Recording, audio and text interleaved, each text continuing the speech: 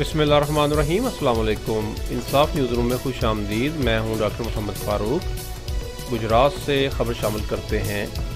23 मार्च 1940 यौम पाकिस्तान के अहम दिन के हवाले से डिस्ट्रिक्ट गुजरात प्रेस क्लब में एक तकरीब मुनक़्क़द की गई। इस तकरीब में मेज़बानी के फ़राइज़ सीनियर नायब सदर ज़ैड भट्टी ने अदा किए और कैमरा मैन की ज़िम्मेदारी press secretary doctor Mohammad Farooq ने अदा की। तकरीब में शिरकत करने वाले मोअज़्ज़ज़ अरकान में सदर सैयद तारिक हुसैन शाह, मरकज़ी नायब सदर नज़र हुसैन जलियानी, ज़िलाई नायब सदर मुश्ताक अहमद, जनरल सेक्रेटरी शेख शहबाज अफजाल, हारून हयात और press secretary doctor Mohammad Farooq ने शिरकत की। औज़ु बिल्लाहि मिनश शैतानिर रजीम, बिस्मिल्लाहिर्रहमानिर्रहीम। तमाम देखने वाले दोस्तों को सीनियर नायब सदर ज़ैड भट्टी का सलाम। डिस्ट्रिक्ट गुजरात प्रेस क्लब की जानिब से तमाम अहले वतन को 23 मार्च यौम पाकिस्तान मुबारक हो। आज 23 मार्च के हवाले से एक छोटा सा प्रोग्राम चंद मिनटों का हम टेलीकास्ट कर रहे हैं। इस वक्त मेरे साथ डिस्ट्रिक्ट गुजरात प्रेस क्लब के सदर सैयद तारिक हुसैन शाह साहब, उनके साथ मरकज़ी नायब सदर नज़र हुसैन जलियानी साहब, उनके साथ ज़िलाई नायब सदर चौधरी मुश्ताक साहब, member district Gujrat press club Haroon Hayat, और मेरे इस साइड पे आप देख सकते हैं कि जनरल सेक्रेटरी शेख शहबाज अफजाल और प्रेस सेक्रेटरी मोहम्मद फ़ारूक मौजूद हैं। सबसे पहले तमाम दोस्तों को मैं आगाह करता जाऊँ कि यौम पाकिस्तान हम किस लिए मनाते हैं।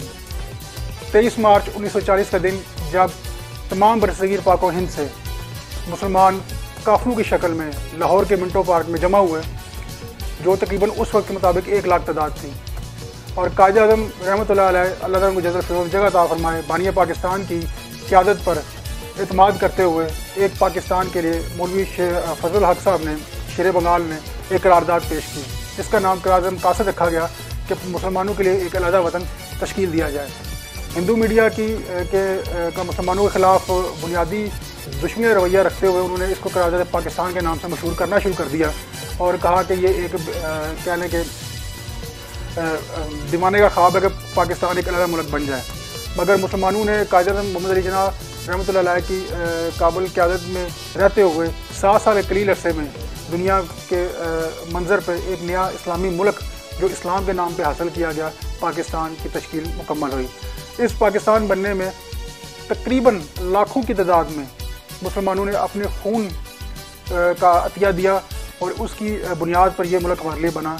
आज हम लोग ये देखते हैं कि हम ये गिला करते हुए नज़र आते हैं कि पाकिस्तान ने हमें दिया क्या है, यह हुकूमत हमें देती क्या है, ब्यूरोक्रेसी हमारे लिए करती क्या है।